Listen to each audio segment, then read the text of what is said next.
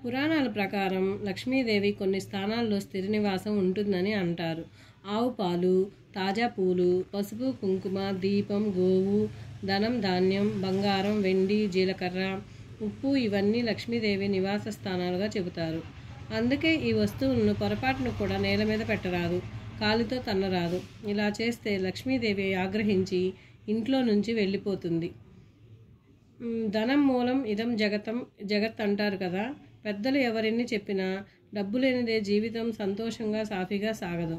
అలా ధనానికి లోటు లేకుండా ఉండాలంటే లక్ష్మీదేవి అనుగ్రహము తప్పగా ఉండాలి. అయితే లక్ష్మీదేవి నివాస స్థానాలు ఇప్పుడు విన్నాం కదా. తర్వాత వీరి యందే లక్ష్మీదేవి అనుగ్రహము చాలా బాగా ఉంటుంది. ఎవరంటే పురాణాల ప్రకారం లక్ష్మీదేవి అలాంటి వారిని అనుగ్రహిస్తుందని అంటారు. లక్ష్మీదేవి అనుగ్రహం పొందాలంటే తప్పనిసరిగా లక్ష్మీదేవికి నచ్చినట్లుగా నడుచుకోవాలి. ఎల్లప్పుడూ సత్యాన్నే అంటే నిజాన్నే మాట్లాడాలి. ఎన్ని కష్టాలు వచ్చినా అసత్యం చెప్పరాదు. పెద్దలను, గురువులను, తల్లిదండ్రులను ఎప్పుడూ గౌరవించే వారికి లక్ష్మీదేవి అనుగ్రహానికి లోటు ఉండదు. ఎవరైతే నిస్సహాయులకు చేయూత ఇచ్చి మూగజీవాల పట్ల జాలి కలిగి ఉంటారో వాళ్ళకి ఎప్పుడూ ధనానికి లోటు ఉండదు. ఎవరైతే తనకున్న దాంట్లో దాన ధర్మాలు చేసి ధర్మ మార్గంలో నడుస్తారో అట్లాంటి వారికి లక్ష్మీదేవి అనుగ్రహం ఎల్లప్పుడూ ఉంటుంది.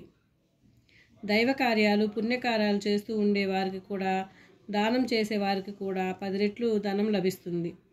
లక్ష్మీదేవి ఇలాంటి ఇంట్లో మాత్రం ఉండదు. అది ఏమిటంటే సూర్యాస్తమయం వరకు నిద్రించే వారి ఇంట లక్ష్మీదేవి ఉండదు.